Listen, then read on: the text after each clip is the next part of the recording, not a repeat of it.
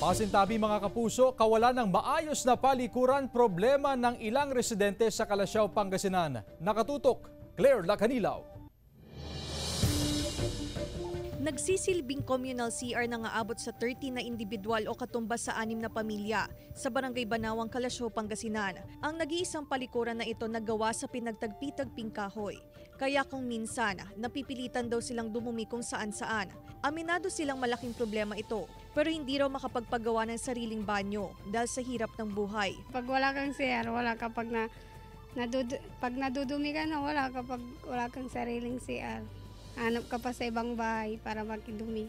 Sa gilid na lang po sila dumidumi. Kung naisturbo mo yung tao, makakadumi ka, kakatok ka pa sa kanila. Di ba ma'am, nakakaisturbo po yun. Ayon sa Municipal Health Office, kasama ang Sanitation Division, nagsasagawa sila ng house-to-house visitation sa mga barangay upang matukoy kung may maayos na palikuran ang mga residente. Target daw kasi ng tanggapan ang zero open defecation sa mga barangay. Pag na-identified naman po ma'am na may problema, wala po silang pan, tapos may problema po sa barangay po talaga na yung palikuran po is wala po.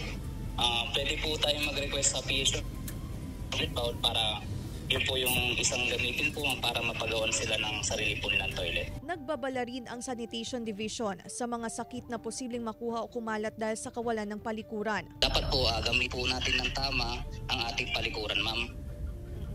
Katapos po, siguraduhin din po natin yung proper hand washing. Kasi ito pa din sa pinakamabisa na paraan para sa iba-ibang sakit kaya ng acute gastroenteritis po, ma'am. At dahil sa kanilang sitwasyon, kabilang na raw ang mga pamilyang ito sa Barangay Banawang sa programa ng Health Office na mabigyan ng maayos na palikuran. Kasama si Ron Alistair Taniedo, Claire Lacanilaw, 1 North Central Luzon.